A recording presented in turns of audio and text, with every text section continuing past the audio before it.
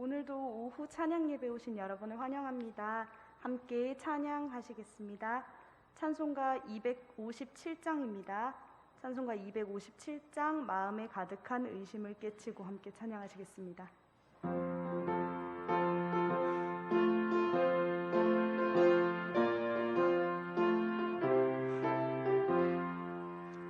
마음이 가득한 의심을 깨치고 지극히 화평한 마음으로 찬송을 부르는 어린 양 예수의 그 피로 속죄함 얻었니. 속죄함 주 예수를 지리 속했니. 할렐루야 소리를 합하여 함께 찬송하세. 그 피로 속죄함 얻었니. 금이나 은같이 없어질 부비로 속죄함 받은 것 아니요. 거룩한 하나님 어린 양 예수의 그 피로 속죄함 얻었니. 속죄함 주 예수를 지리 속했니. 할렐루야 소리를 합하여 함께 찬송하세. 그 피로 속죄함 얻었니. 나 같은 죄인이 용서함 받아서 주 앞에 옳다함 얻음이. 확실히 믿기는 어린 양 예수의 그 피로 속죄함 얻었니. 속죄함 주 예수를 지리 속했니. 할렐루야 소리를 합하여 함께 찬송하세. 그 피로 속죄함 얻었니. 같은 천국에 올라간 의도 넘치는 은혜의 찬송을 기쁘게 부르는 어린 양 예수의 그 피로 속죄함 얻었니. 속죄함 주 예수를 지리 속했니. 할렐루야 소리를 합하여 함께 찬송하세. 그 피로 속죄함 얻었니. 1절입니다.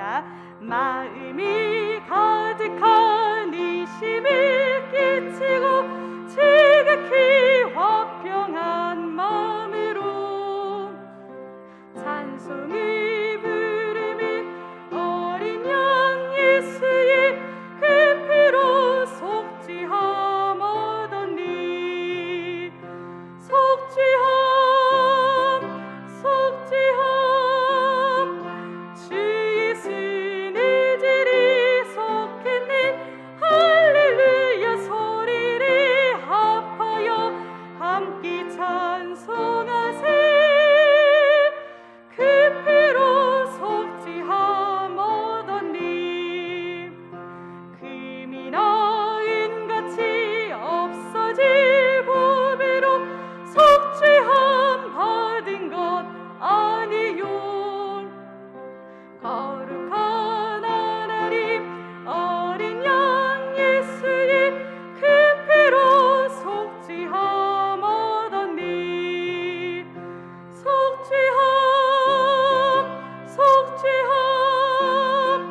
주 예수를 지리 속했니. 할렐루야 소리를 합하여 함께 찬송하세. 그 피로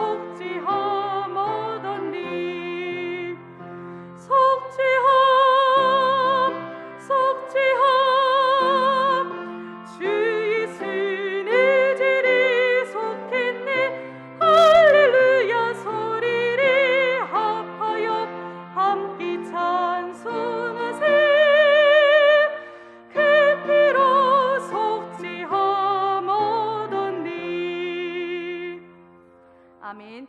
다음은 191장입니다. 191장 내가 매일 기쁘게 함께 찬양하시겠습니다.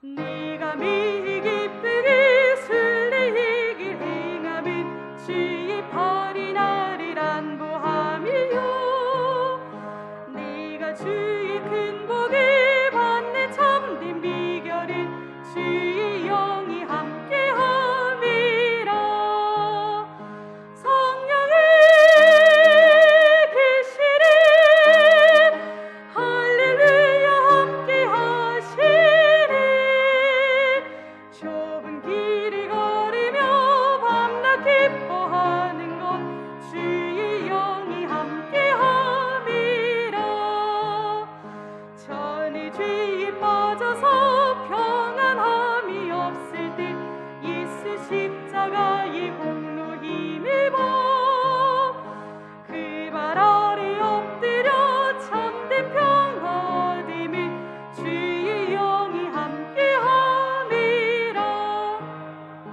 성령의 계시를 할렐루야 함께하시리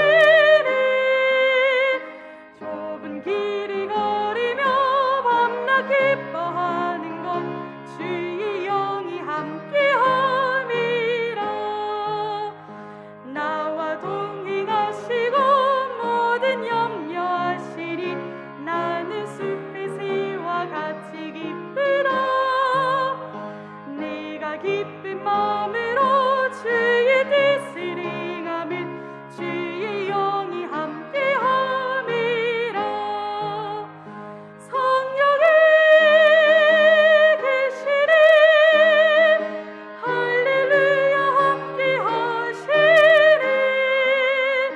좁은 길을 걸으며 밤낮 기뻐하는 것 주의 영이 함께함이라 모든 욕망과 나의 모든 정욕은 십자가의 힘이 못을 박았네 어두운 밤이 지나고 무거운 짐 벗으니 주의 영이 함께함이라 성령의 계시를 할렐루야 함께하시리 좁은 길을 걸으며 밤낮 기뻐하는 것 주의 영이 함께함이라 아멘.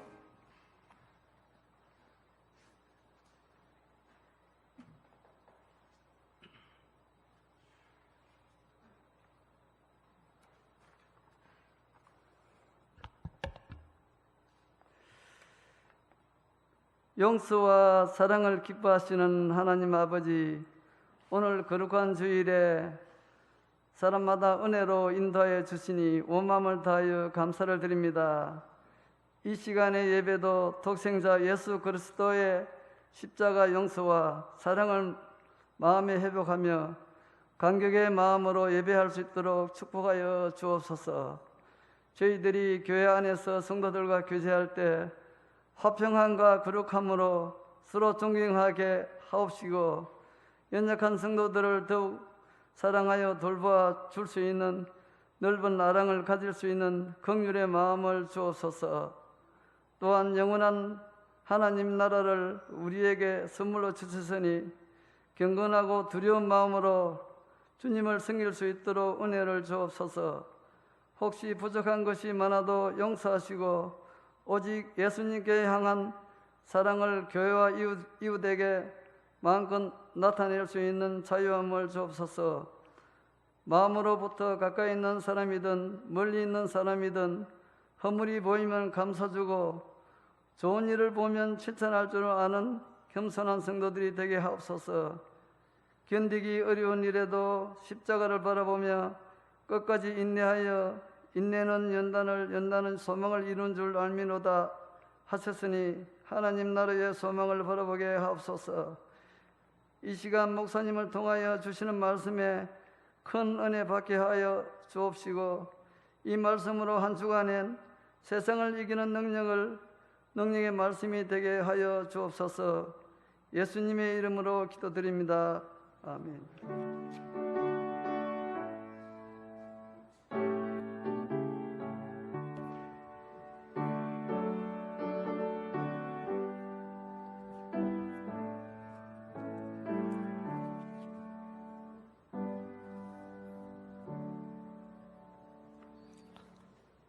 하나님의 말씀은 룻기 1장 16절에서부터 17절까지 보겠습니다. 16절부터 18절까지 룻기 1장 16절에서 18절 같이 봉독하겠습니다. 16절입니다. 룻이 이르되 내게 어머니를 떠나며 어머니를 따르지 말고 돌아가라 강권하지 마옵소서.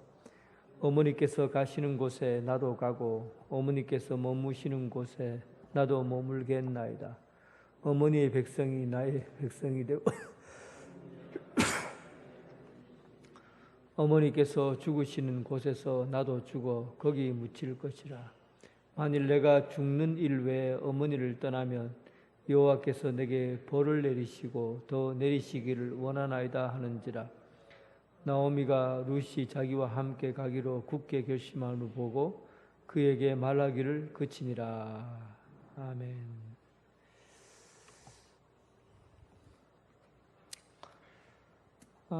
지금부터 이게 룻기는 사사기랑 같은 시간대입니다. 그래서 한 3,000년 지금부터 한 3,000년 전의 이야기입니다. 그때 당시에는 남자와 여자와의 차별이 아니라 남자는 기업을 물을 수가 있고 또 남자는 또 땅을 가질 수가 있고 재산을 가질 수 있고 남자는 모든 생명을 이제 자기 가족을 건사할 수 있는 가장 기본이 되는 것이 바로 남자입니다. 그런데 여자는 여자이기 때문에 차별받는 게 아니라 여자는 그때 당시에는 물건 정도 수준에서 생각을 했어요. 그러니까 그때 당시에 여자는 절대 재산을 물려받을 수가 없고 또 남편이 없으면 그 자기가 낳은 아들이라도 없으면 그런 완전 알거지가 됩니다. 그래서 가장 가난한 사람은 고아이고 또한 과부, 여자로서 살아가는 겁니다. 근데 그때도 그랬지만 지금도 사실은 중동의 사람들은 그런 영향력을 아직도 받고 있어요. 아이들과 함께 어디 시장을 가면 여자들은 남자아이를 어린아이들라도 남자아이를 꼭 데리고 갑니다. 남자아이를 데려가면 무시를 당하지 않아요. 왜냐하면 여자만 간다든지 아니면 여자아이를 데려가면 여자아이는 존재 가치가 없는 것으로 여겼거든요. 그러니까 무시를 당하고 해를 당할 수가 있어요. 그런데 꼬만한 애기라도 남자아이를 데리고 가면 얘는 기업 물을 자가 있구나 해서 그 때문에 이 여자는 자기 존재 가치가 이 아들로 인해서 존재 가치가 있는 거죠. 이런 시대의 이야기예요. 이거보다 더 지금에도 그런데 그때 당시는 어떻겠어요? 3,000년 전에 여자의 역할이라는 것은 그냥 일반적으로 엄마의 역할은 굉장히 크지만은 여자 아들이 없는 그리고 혼자 사는 사람의 그 위치라는 것은 참으로 이 세상 살기 어려운 그런 형태라고 볼 수 있습니다. 이런 일을 두고 이 이야기가 성경에 룻기라는 이름으로 성경이 기록되고 있어요. 한 사람의 이름으로 여호수아, 룻기, 여호수아의 이야기를 해도 여호수아 가정의 이야기를 성경에 기록하고 있지는 않잖아요. 또 모세가 모세오경을 썼다고 해서 모세 전서라고 기록된 책이 없어요. 마태복음, 마가복음, 누가복음 사람의 이름으로 복음서를 써도 그 사람이 마태 이야기를 쓴 게 아니에요. 누구 이야기를 쓴 겁니까? 예수님 이야기를 쓴 거예요.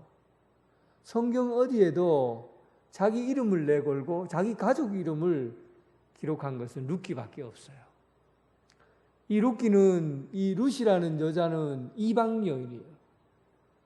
뿐만 아니라 이방 여인이면서 벌써부터 과부가 된 여자예요. 그 시대에 과부가 된 여자, 자녀를, 아들이 없는 그런 상태에서 살아가고 있는 이 여자에게 무슨 눈길 한 번이나 줬겠어요? 이런 여자는 삶의 존재 가치가 없는 그런 여자예요. 그런데도 불구하고 성경에는 룻이라는 사람의 이름을 들어서 성경 한 권을 기록하고 있다는 거예요. 얼마나 위대한 일입니까? 이 시대에 한 여자로서 태어나서 또 이방 여인, 유대인도 아니고 모압 땅의 여인으로 태어나서 어떻게 성경의 한 권의 이야기를, 자기 가족 이야기를 성경 이야기로 기록할 수 있을까요? 어떤 위대함이 담겨져 있기에 도대체 이런 일이 일어날 수 있습니까? 오늘 그 이야기가 룻기의 전반적인 이야기입니다. 그 룻기를 볼 때 한번 이런 생각을 해보면, 룻이 과연 어떤 사람이기에, 얼마나 대단한 사람이기에 이방 여인이면서 동시에 이런 성경 한 권에 기록될 만큼 위대한 이야기를 했던가 한번 궁금할 거 아니에요. 그래서 오늘 그런 이야기를 좀 해볼까 합니다. 오늘 이 본문 룻기는 사사기랑 같은 시대의 이야기입니다. 그러니까 모든 시대적 배경이나 또 그런 이제 삶의 환경들은 전부 사사기에 있는 내용과 같아요. 그래서 사사기를 생각해 보면 룻기는 좀 자연스럽게 배경은 이해할 수 있으리라 생각됩니다. 오늘 본문에는 사사들이 치리할 때 그래 나오죠. 그 땅에 흉년이 들었다. 유다 베들레헴 사람이에요. 유다 베들레헴 사람인데 그 땅에 흉년이 들었어요. 그래서 흉년이 들어서 그의 가족 엘리멜렉과 나오미가 그의 가족 말론과 아들 말론과 기론을 데리고 베들레헴에서 모압 땅으로 가게 된 겁니다. 지도 한번 보세요. 베들레헴이 하살표가 양쪽으로 되어 있지만 모압 반대편에 있는 빨간 베냐민과 유다 사이에 있는 그 땅이 베들레헴입니다. 이 베들레헴에서 모압 땅으로 넘어가는 길은 연매라고 보이죠. 연매. 그 사해라고 하기도 하고 연매라고. 이 연매 이 밑에 쪽에 되면 그 좁은 구간, 하살표로 이렇게 건너갈 수 있는 구간이 되어 있죠. 하살표로 좁은 구간인데, 이 베들레헴은 산지예요. 조금 그래도 높아요. 베들레헴에서 이 염해 쪽으로 가려고 하면 해발 마이너스 200, 마이너스 400, 200에서 400까지 내려가야 돼요. 그래서 베들레헴에서 굉장히 깊은 계곡으로 내려가듯이 쭉 내려가요. 내려갔다가 이제 연매 밑에 보면 좁은 구간 있죠. 그 하살표 구간으로 이렇게 건너가죠. 건너가는데 이 건너갈 때 여기 보면 물이 있는데 어떻게 건너가요? 그러니까 우기가 지나고 나면 비가 적게 오는 때는 여기가 땅이 건너갈 수 있도록 그렇게 길이 열려요. 그래서 이제 비가 적게 오는, 이렇게 지금 가뭄이니까 비가 아마 적게 왔겠죠. 그러니까 땅이 아마 말라 있었을 거라고. 그래서 그 연매 밑에 그쪽으로 건너서 모압으로 다시 오르막으로 해서 쭉 올라가면 모압에 이르게 됩니다. 근데 어떻게 베들레헴 땅은 흉년이 들었는데 모압과 가까운데 모압 땅은 어떻게 흉년이 안 들고 풍년이 들었을까? 그게 기후적으로 그럴 수 있다고 봐요. 한번 그 다음 그림 한번 보세요. 제가 그렸습니다. 제가 일부러 못 그렸어요. 왜냐하면 못 그려야 잠이 깨니까. 잘 그리면 그 감탄한다고 잠을 잘 텐데 못 그려야 아이고 저게 뭔 그림이고 해야 이제 눈이 번쩍 뜨일 거 아니에요. 그 그림을 좀 못 그렸어요. 지중해 옆에 지중해라고 보이는 데가 그게 이스라엘 땅 그 해변을 그 지중해 바다예요. 바다고 산 두 개를 중심으로 볼게요. 산이 조만한 산이 있고 큰 산이 있죠. 그 조만한 거기를 언덕을 표현하려니까 여러분들 안 보일 것 같아서 이거 베들레헴입니다. 베들레헴이고 그 지도 아까 내가 그 지도 보여준 거랑 같이 연관해서 보면 돼요. 그 다음에 모압에 좀 산이 높죠.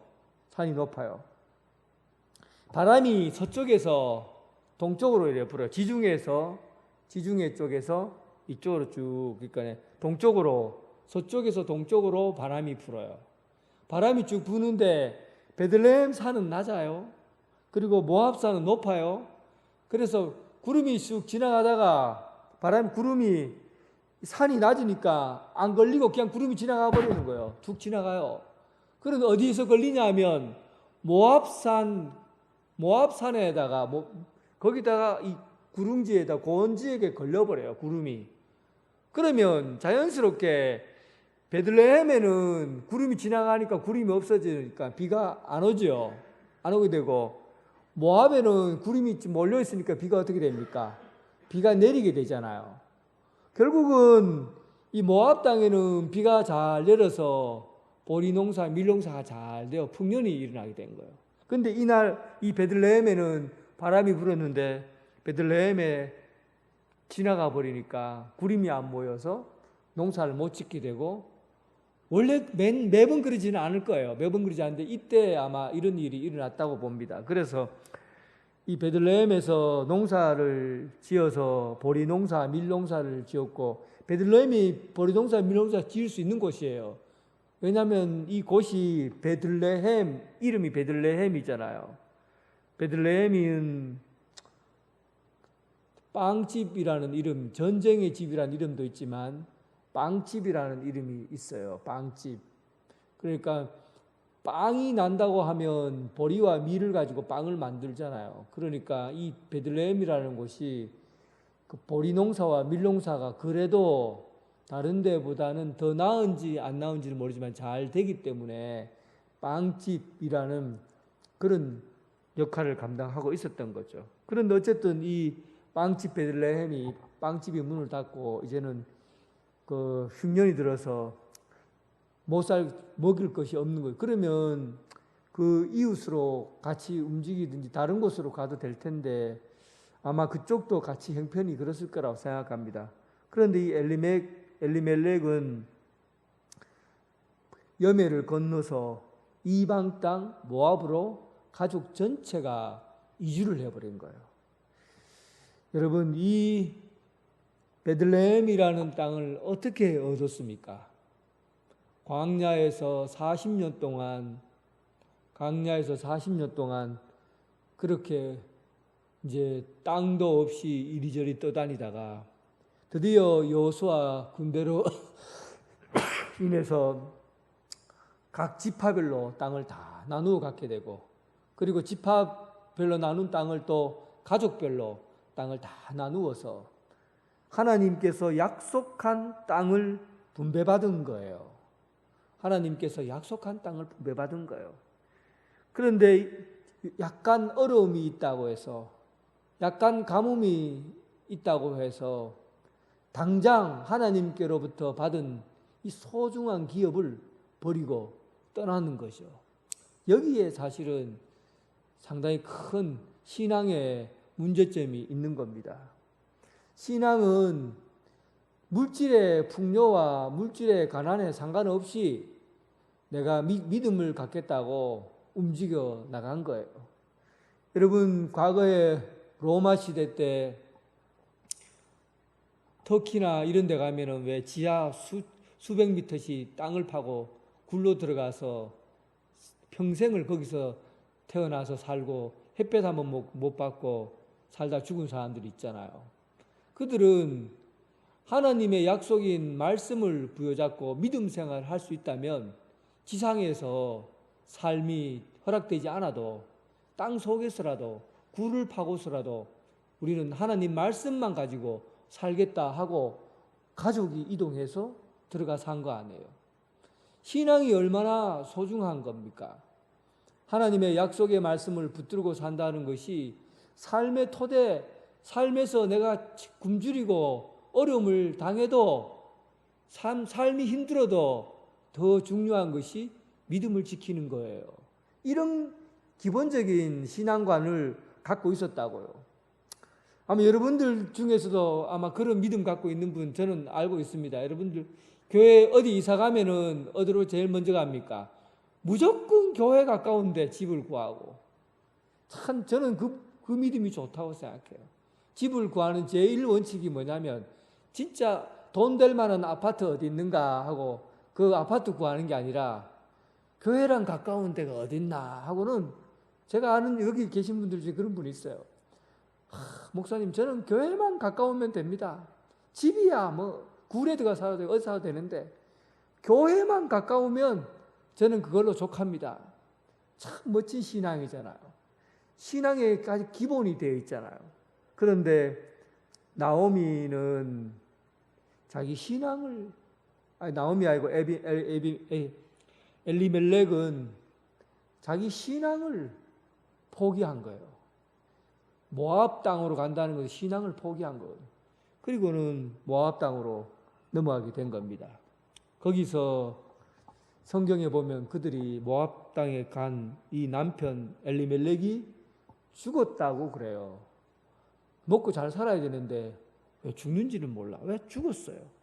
죽었는데 엘리멜렉만 죽으면 또 괜찮은데 거기서 결혼을 했어요. 모압에 있는 여자 룻과 하나는 오르바요.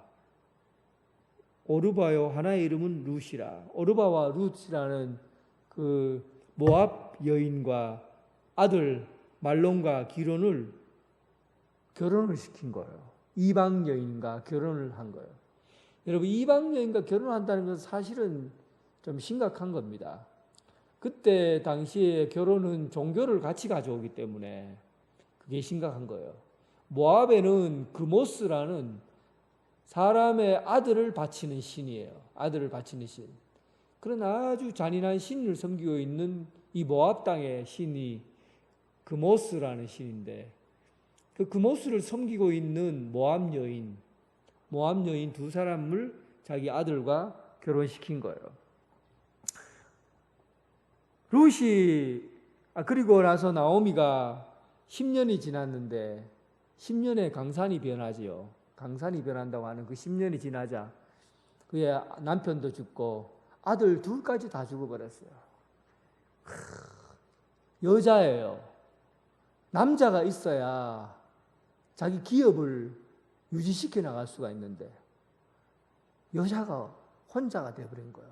또 며느리 둘 다 아들을 그 중에 한 명이라도 아들을 낳았으면 그 아들 이름으로 살 수가 있는데 둘 다 아들을 못 낳은 거예요. 아들 낳기 전에 죽었는지 어쨌든 둘 다 아들을 못 낳았어요. 그래서 이 나오미의 결심은 뭡니까? 두 며느리를 이 모압의 고향 땅에다가 그냥 놔두고 자기 혼자 거지처럼 그리고 노숙자가 되든지 그래서 고향에 가서 빌어먹고 살겠다. 진짜 이런 마음이죠. 고향에 가서 남자가 없으면 못 살아요. 그런데 남자가 없으니까 그 나이에 나이가 들은 늙은 나이에 결혼해서 아이를 낳을 수도 없고 그러니까 나는 고향에 가서 혼자 빌어먹고 살겠다 결심한 겁니다. 그리고는 이 룻과 오르바를 너희는 이 모압 땅에 남아서 좋은 남자 만나서 결혼하고 살아라 하고 살 길을 열어준 거죠. 나오미가 참 좋은 사람이에요. 살 길을 열어준 거예요. 그리고는 가려고 하니까 오르바는 엉엉 울면서 내가 어머니를 떠나게 되고 룻은 제가 어머니를 절대 떠나지 않을 겁니다 하고 유명한 신앙 고백, 이 룻기의 이 신앙 고백이 참 이게 신약 성경에서 나오는 신앙 고백, 하여튼 구약에서 버금가는 아주 뛰어난 신앙 고백이에요. 내가 어머니를 떠나며 어머니를 따르지 말고 돌아가라 강건하지 마소서. 어머니께서 가시는 곳에 나도 가고 어머니께서 머무시는 곳에 나도 머물고 어머니의 백성이 나의 백성이 되고 어머니의 하나님이 나의 하나님이 되리라. 위대한 고백이죠. 룻이 참 이게 신앙적으로 아마 결혼을 하고 나서 가장 매력을 느꼈던 것이 아마 신앙이었던 것 같아요. 표현하는 말과 언어를 보면 그 모습, 이방신들은 굉장히 지저분하거든요.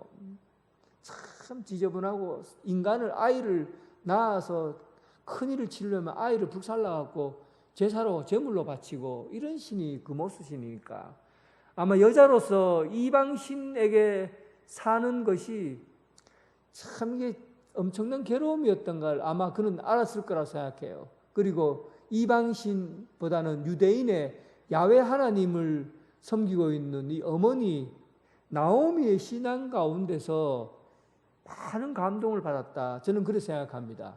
성경에는 나와 있지 않지만 그러지 않고서야 어떻게 이런 신앙 고백을 할 수가 있습니까? 여기서 보면 정확하게 이런 규정들을 다 알고 있었어요. 왜냐하면 어머니가 가시는 곳에 나도 가고 하는 것은 이 안식일의 규정들을 좀 알고 있어야 이런 얘기를 할 수 있는 거죠. 안식일의 규정이 뭡니까? 2000규빗 이상은 이동하는 것이 금지되어 있잖아요. 근데 2000규빗이면 한 20리 정도 되는 거리입니다. 20리 되는 거리를 유대인들은 거리에 대한 제한이 있어요. 그래서 하나님께서 정해주신 한계 안에서 살겠다 이런 뜻이거든요. 하나님께서 정해주신 한계 안에서 나는 하나님께서 정해주신 곳에서 내가 가겠다 하는 것이고 또 머무시는 곳에 나도 머물겠다. 이스라엘 백성들은 하나님께서 계시는 곳, 하나님의 집이라는 그 의미로 해서 모든 집집마다 메주자를 달았어요. 메주자는 여호와는 하나님 아버지 나의 아버지시다. 셈아 이스라엘아 들으라. 그 문패예요. 문패. 메주자라는 문패인데 이스라엘아 들으라. 쉐마 이스라엘 하는 그 글귀가 써 있는 건데 이거를 문패 앞에 이스라엘 백성들은 다 문패로 그걸 달아놨어요. 메주자를 달아놓은 거예요. 이스라엘아 들으라. 쉐마 이스라엘. 저걸 딱 달아놨거든요. 그러니까 그 달아놓은 쉐마 하나님의 말씀이 적혀져 있는 그 집에 들어갈 때 메주자에게 입맞춤하고 그리고 집으로 들어가고 그리고 머물고 나올 때 언제나 항상 하나님의 집에 들어갔다 머문다는 의미를 갖고 있습니다. 그러니까 머무는 곳, 내가 이 룻의 신앙 고백에서 내가 어머니가 머무는 곳, 하나님의 말씀에 의해서 머물러 있는 그곳에서 나도 머물고 하나님의 말씀이 있는 곳에 언제나 머물며 살겠다. 이런 얘기예요. 이 신앙의 결단이잖아요. 그리고 어머니의 백성이 나의 백성이 되고 어머니의 하나님이 나의 하나님이 되리라. 이거 우상 숭배에 관한 내용이지. 하나님 외에 다른 신을 섬기지 않겠다라는 결단이에요. 굉장히 신앙적이에요. 거리의 한계가 하나님께서 가라는 곳에 가고 머무는 곳에 머물겠다. 그리고 하나님 외에 다른 신을 섬기지 않겠다. 이런 신앙 고백을 그가 결정하고 한 거예요. 그러니까 룻은 근본적으로 어머니를 따르겠다고 말하는 것은 하나님 아버지 야훼 하나님 그 신앙을 내가 따라 믿음 생활하겠다는 결단과 결심이 함께 간 겁니다. 그래서 그는 이방신 그모스 평생에 자기 가족이 섬기는 그모스 신을 버리고 오직 여호와를 섬기겠다는 의미로 룻은 자기 삶을 결단하고 어머니를 따라 간 겁니다. 그렇게 해서 시작이 된 거예요. 룻이 이제 모압 땅에서부터 다시 베들레헴으로 출발해 갑니다. 두 사람 아들이 없는 아들이 아들이 없어요. 그러니까 손에 빈털털이. 또 베들레헴에 오면은 분명히 자기 기업 엘리멜렉의 자기 남편이 기업으로 받은 땅들이 있잖아요. 그것을 자기 소유로 가져와야 되는데 소유로 가져오려면 아들이 있어야 돼요. 아들 없이 그냥 온 거예요. 그러면 그 땅을 눈앞에 뻔히 보고도 그 땅을 내가 못 가져오는 거예요. 그냥 가만 내버려 둬야 돼요. 누구도 손을 못, 다른 사람이 그 땅을 대신 가져갈 수 있겠죠. 그래서 자기는 그 땅이 있어도 못 가져와요. 그 거지처럼 살아야 되는 거예요. 그런데 어쨌든 그가 올 때는 먹을 것이, 갈 때도 먹을 것을 찾아왔지만 올 때도 먹을 것을 찾아온 거예요. 그래 베들레헴에 풍년이 든 것이죠. 추수할 때가 된 거예요. 한번 그림 한번 보세요. 베들레헴에 추수할 때가 됐는데 그래서 6월절에서 오순절 사이에 아마 그림일 겁니다. 저렇게 거기에 그때 당시에 모압 그리고 이스라엘 여인들이 추수하고 있는 그런 모습이죠. 룻이 잘생겼을 거예요. 그죠? 잘생겼겠죠? 네, 미인이었을 거예요. 한번 그림 계속 보여주세요. 그런데 보세요. 저때 당시의 여인의 모습입니다. 좀 이렇게 풍만하죠. 저게 미의 조건이에요. 그때 당시에는. 그래서 우리 집사람이 옛날에 태어났으면 참 미인인데 좀 이렇게 뚱뚱해야 이제 잘생겼다고 보는 거예요. 미인의 기준이에요. 그때 당시에 사람들의 모습이에요. 이렇게 지금은 낫을 들고 있는데 낫이 있었나 모르겠어요. 그렇게 근데 추수할 때 추수를 하는 거지만 당시에는 추수를 하는 게 아니라 이삭 줍기를 하죠. 그러니까 추수하고 난 다음에 뒤따라가면서 이삭을 주어서 그 이삭을 주우면 하루 양식을 먹을 수가 있어요. 그때 성경에는 보면 성경에 보면은 그때 당시에 이삭을 하나님의 말씀에 따라서 베들레헴 지역에 있는 사람들은 하나님의 말씀을 잘 따랐던 사람이라서 그때 당시에 고아와 가부를 위해서 이삭을 주워 먹도록 그리고 일부를 남겨두었어요. 그런데 이 여인 룻이 2장 3절에 보면 배는 자를 따라 밭에서 이삭을 줍는데 우연히 엘리멜렉의 친척 보아스에 속한 밭에 이르렀다. 보아스를 만나야 되잖아요.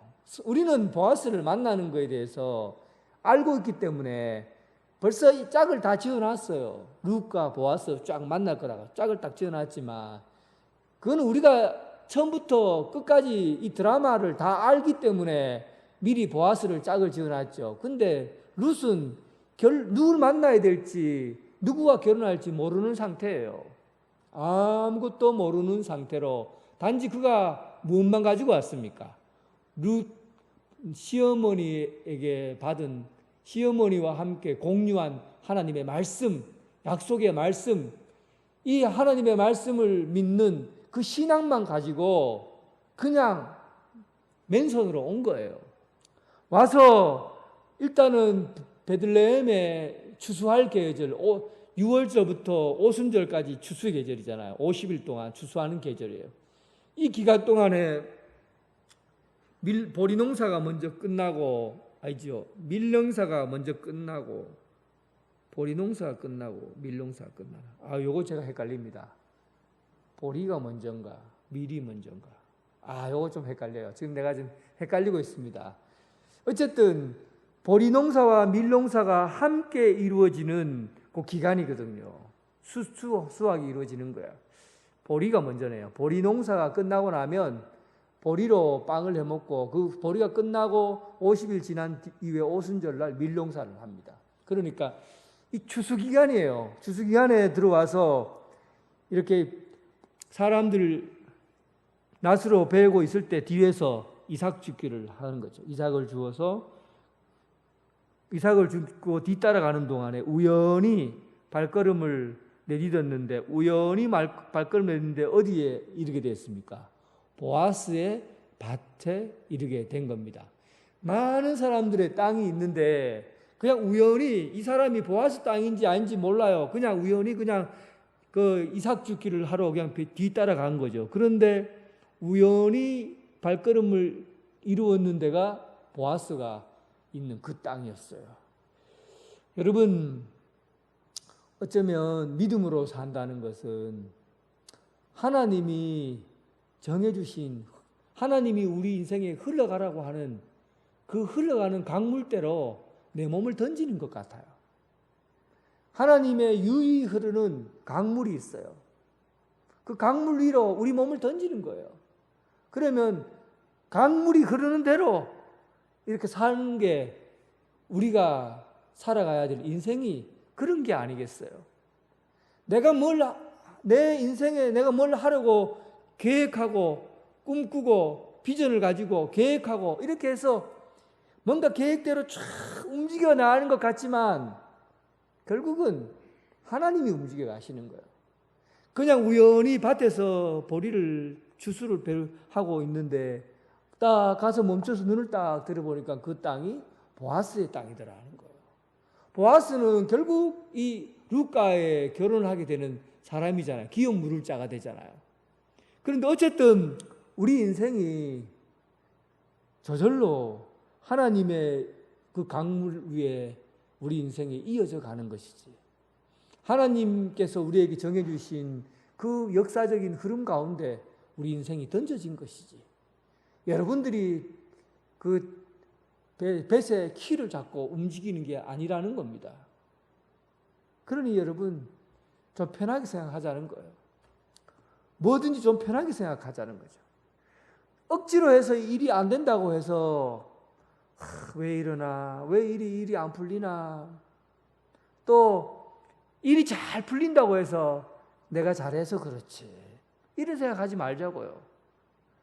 하나님이 왜 여기에 이르게 하셨는가?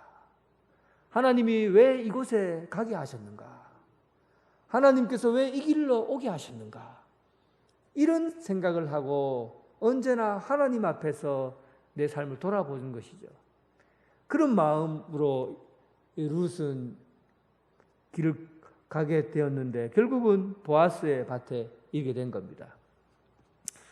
그리고는 이 보아스의 밭에서 추수하게 되었다는 사실을 나오미의 시어머니 나오미에게 이야기를 하자 나오미가 그때서야 네가 머물렀던 그 보아스는 엘리멜렉의 친족 보아스이다. 엘리멜렉의 친족 보아스다.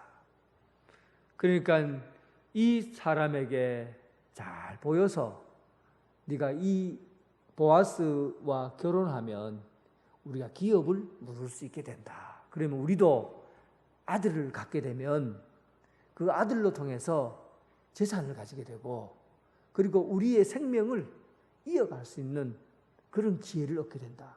영생이죠. 생명을 이어간다는 것은. 아들이 있어야 되는데 이제 그 사람이 바로 보아스다. 그래서 네가 보아스인데 잘 보여라. 그 얘기를 듣고 이제 초실절부터 50일 동안 이제 추수하면서 추수의 기쁨을 누리는 축제를 열게 되는데 그 축제를 열 때 어디서 축제를 엽니까? 밭에서 축제를 열어요. 밭에 보리단이나 밀단을 쌓아놓고 이 사람들이 모여서 이렇게 이제 밀을 타작할 수 있는 곳에 넣고 이제 타작하는 거예요. 타작하고 밀을 탁 쌓아놓는 그날은 밀을 지키기 위해서 밀단을 지키기 위해서 주인이고 하인이고 할 것 없이 이 텐트를 쳐놓고 주인은 텐트를 쳐놓고 거기에서 잠을 잡니다. 잠을 자고 그리고 그 단을 지켜요. 옮기지 않고 거기서 지킵니다. 그리고 타작하죠. 어쨌든 이렇게 하는데 나오미가 거기 보아스의 텐트 안으로 밀어넣어요. 가서 네가 누구다고 얘기를 하고, 그리고 그날 그 보아스를 통해서 네가 그와 결혼하게 되면 아마 우리가 기업을 물을 수 있다 하고는 텐트에 밀어 넣는 거죠. 오늘 이 본문에는 오늘 그 보아스가 텐트 안에 들어온 그 여인을 보고 루신 걸 알아차리고, 그리고는 그에게 보아스도 마음에 들은 거죠. 그리고는 이 나오미에 대해서 알았고, 또 나오미를 따라온 이 룻의 신앙도 그는 감지했던 겁니다. 그리고는 그날 밤에 자기에게 머무르는 것, 자기 텐트에 들어온 것을 보고, 그가 이 밤에는 여기 머물러라. 그리고 그가 기업 물을 자의 책임을 내게 이행하면 좋으리니 그가 그 기업 물을 자의 책임을 행할 것이나 만일 그가 기업 물을 자의 책임을 내게 이행하기를 기뻐하지 아니하면 여호와께서 살아계심을 두고 맹세하노니 내가 그 기업 물을 자의 책임을 내게 이행하리라. 그리고 아침까지 누워 있다가 보내요. 그러니까 이 말이 무슨 말이에요? 이제는 딱 보아스가 눈치를 챈 것이죠. 그리고 지금 내가 너와 함께 합방을 하게 되면, 결혼하기 전에 합방을 하면 너는 나중에 무슨 사람들에게 그 간음했다는 이야기를 들을 수 있고, 그리고 큰 법적으로 문제가 생긴다. 그러니까 오늘 밤에는 바깥에 나가면 지금 밤에는 머물다가 새벽 일찍에 나가라. 밤에 나가면 무서우니까 밤에는 나가지 말고 텐트에 머물고 있다가 나가라. 그리고 단서를 답니다. 내가 지금 여기에서 머물러, 네가 여기에 이제 내가 머물고 있고 또 네가 나의 아내가 되면 좋겠지만 문제는 내 앞에 내보다 엘리멜렉보다 더 가까운 친족이 하나 있다는 거예요. 그게 성경에는 나오지 않지만 다른 문서에는 그의 이름을 톱이라고 이름이 기록되어 있습니다. 톱이라는 사람이 거기 있다. 그건 엘리멜렉 친척, 내 시아버지보다 굉장히 가까운 사람, 나보다가 한 끗 더 가까운 사람이다. 그래서 이 사람이 기업 물르는 것을 포기하면 내가 물르겠지만, 그래서 내가 데리고 오길 수 있지만, 그가 기업을 물르겠다고 하면, 그러면 값을 치르겠다는 거죠. 그 땅값을 치르겠다고 하면 네가 그 사람하고 결혼해야 된다. 그러니까 일단은 내가 이제 그 톱을 내가 만날 테니까 일단 오늘 밤에 가라. 내가 다 준비해 놓고 있을 테니까 네가 가라 하고는 보내죠. 그리고 그 다음 이제 마지막 장이에요. 마지막 장에 이제 성문에 서서 보아스가 성문에 서서 올라가 거기에 앉아 있습니다. 성문, 그때 당시 성문 한번 보여주세요. 성문에 하니까 뭐 굉장한 문처럼 보이지만 저게 단지파에서 유적으로 남아있는 성문이거든요. 저게 성문이에요. 그러니까 그때 당시 뭐 3,000년 전이니까 돌로 그냥 대충 이렇게 쌓아갖고 저쪽으로만 통과할 수 있어요. 문이. 다른 데는 다 돌로 아마 쌓여 있겠죠. 돌로 쌓여 있고. 그렇게 사람이 아침에 출근하고 퇴근할 때는 성문으로 출근하고 퇴근해요. 모든 사람들이 무슨 소식을 들으려고 하면 성문에 와서 오늘 무슨 좋은 소식 있나? 소문 있나? 그 얘기 듣고 이런 곳이에요. 그러니까 저곳은 인터넷 광장과 같은 곳이고 모든 소문이 다 떠드는 곳이고, 그리고 재판할 수 있는 진짜 중요한 업무를, 사람들의 재판을 감당할 수 있는 거기 다윗의 아들 압살롬이 재판을 굉장히 잘했어요. 저런 데 앉아갖고는 사람들 지나가면서 왕이 원래 재판을 해야 되는데, 왕의 자리에서 해야 되는데 자기가 거기에 딱 앉아갖고는 사람들의 그 어려운 문제점들을 듣고 판결을 내려주는 거예요. 얼마나 지혜롭게 했는지.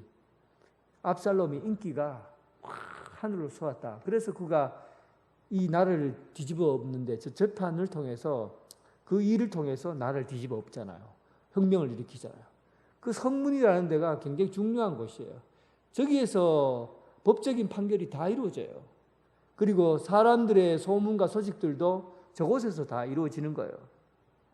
저곳에서 이미 판결을 내릴 사람들, 장로들, 나이 많은 어른들을 이미 판결 내릴 사람들을 미리 섭외를 해서 소문을 미리 얘기를 한 거죠. 오늘 이런 일이 저런 있을 텐데 너희들이 와서 증인이 되어 달라 하고는 딱 장로들을 뽑아서 장로들에게 얘기하고 미리 딱 그 장소에 오도록 했어요. 그리고는 또 보아스는 일찍이 가서 자리를 딱 잡고 있는데 그쪽 문으로 누구도 통과해야 되니까 그때 오늘 본문에 보니까 아무개가 그 길을 지나가고 있는 거예요. 아무개라는 사람이 그 길을 지나가고 있어요. 성경에 보면 분명히 사람 이름이 뭐라고 했습니까? 성경에 나와 있지 않지만 그 이름이 누구라고 되어 있어요? 톱이라고 이름이 되어 있어요. 그런데 보아스가 이름을 알 텐데 이름을 안 부르고 뭐라고 부르냐면 아무개요 이렇게 불러요. 이거는 의도적으로 성경에서 그의 이름을 적지 않은 겁니다. 아무개라고 한 것은 그 톱이라는 사람이 룻을 통해서 하나님의 아들 예수 그리스도가 탄생하는 그 역사적인 일의 중심에 서게 될 그 좋은 기회를 놓쳐버린 것에 대한 이름 없음을 기록한 거예요. 하나님의 그 귀한 사역을 포기한 그 가치 있는 일을 포기한 것에 대한 그래서 그의 이름이 없는 것으로 아무개라는 이름으로 기록된 겁니다. 이거 아주 사소한 문제 같지만은 우리에게도 대단히 중요한 이야기예요. 우리가 얻어야 될 명예는 뭡니까? 예수님을 위해서 일하는 거예요.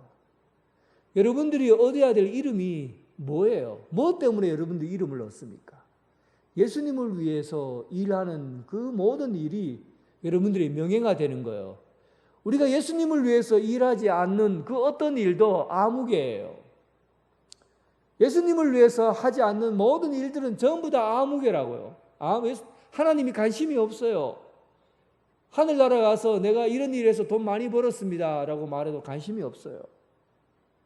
그런데 주님의 일을 위해서 했다고 하면 그 일에 하나님이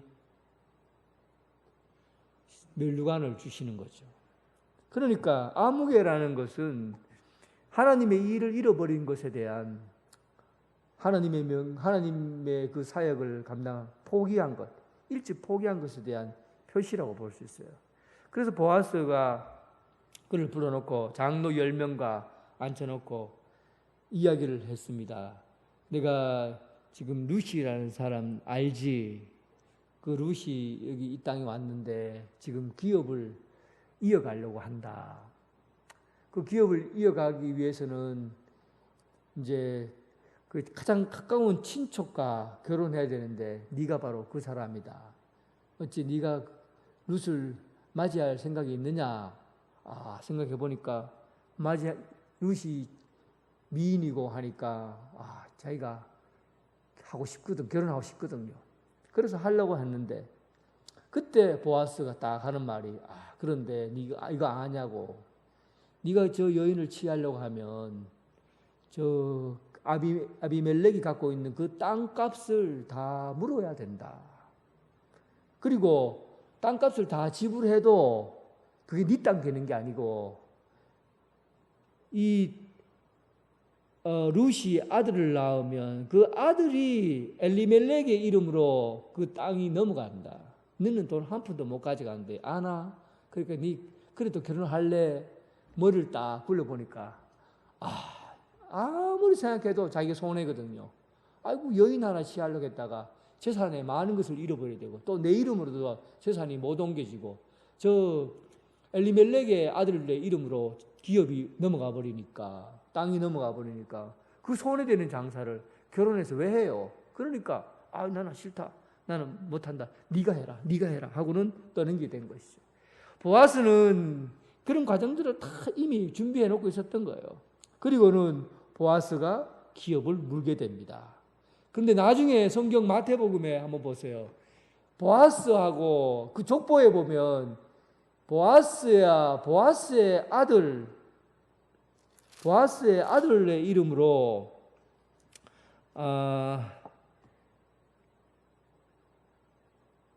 살몬은 보아스를 낳았고, 보아스는 오늘 본문 4장에 보면 살몬은 보아스를 낳았고 보아스는 오벳을 낳았다, 이렇게 되어 있잖아요.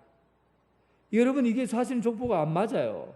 왜냐하면 살몬과 아히멜렉이 같은 형제거든요. 그러니까 아히멜렉은 오벳을 낳았다, 이렇게 기록되어 있어야 돼요.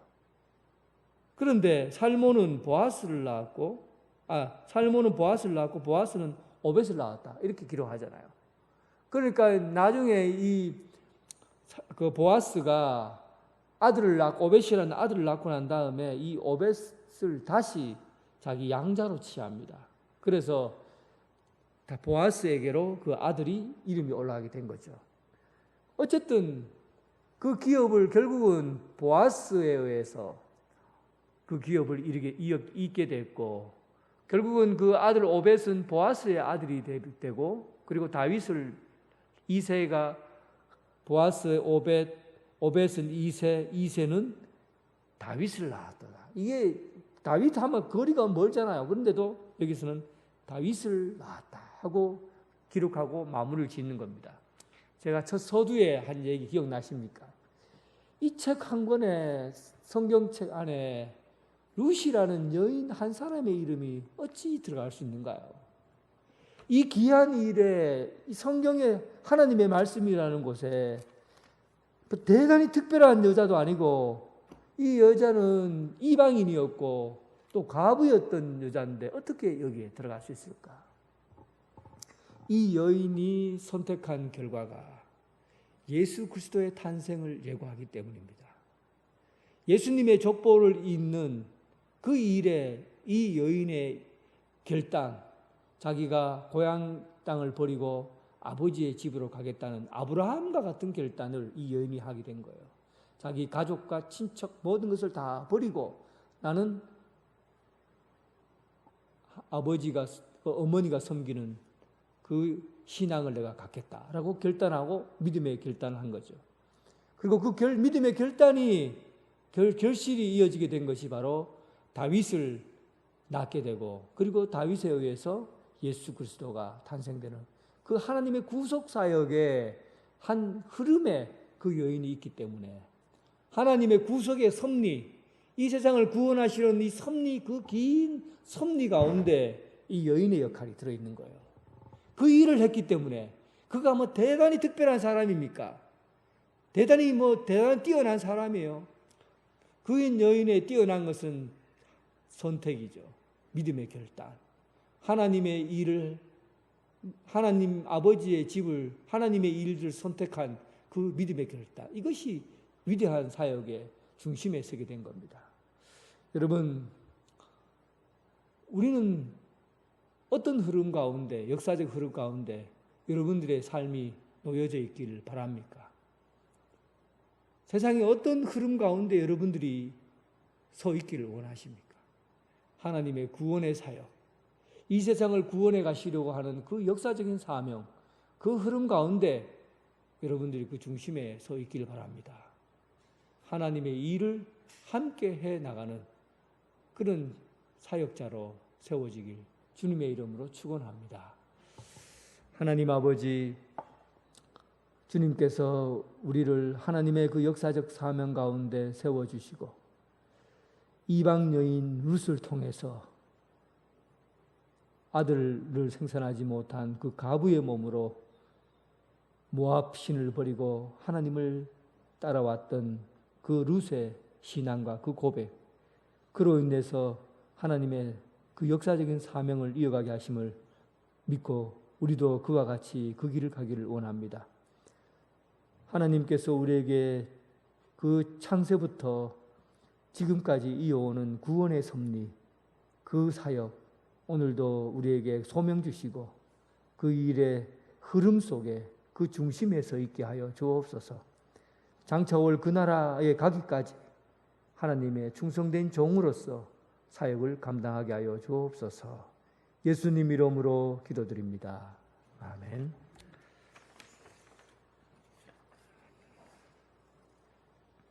예, 주보를 참여, 교회 소식은 주보를 참조해 주시기를 바랍니다.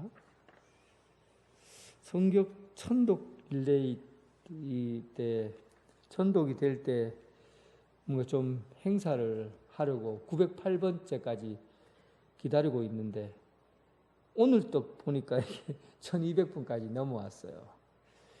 어쨌든 당회를 통해서 의논해서 이 천독 릴레이에 참여하고 이 과정에 있는 사람들을 어떻게 할지 일단 당회원들과 함께 논의해 보겠습니다. 그리고 천독에 참여하신 분들에게 어떤 기념이 될 만한 그런 일들이 좀 있었으면 하는 게 제 생각인데 어쨌든 이번 당회 때 결정해서 여러분들에게 천독 릴레이에 참여하신 분들을 위해서 자그마한 행사를 진행하도록 그렇게 하겠습니다. 천독 될 때 908번째로 딱 보고 있었는데 오늘 이렇게 넘어가 버렸어요. 참 축하하고 감사할 일입니다. 찬송가 417장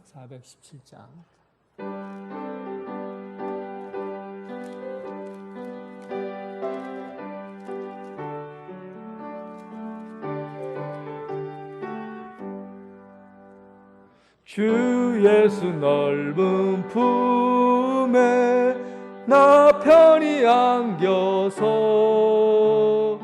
그 크신 사랑 안에 나 편히 쉬겠네.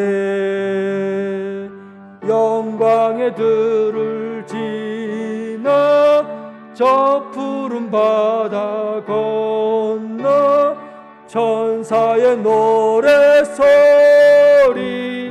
내 귀에 들리네. 주 예수 넓은 품에 나 편히 안겨서 그 크신 사랑 안에 나 편히 쉬겠네. 주 예수 넓은 품에 나 편히 안기니 이 세상 악한 세력 날 잊지 못하네.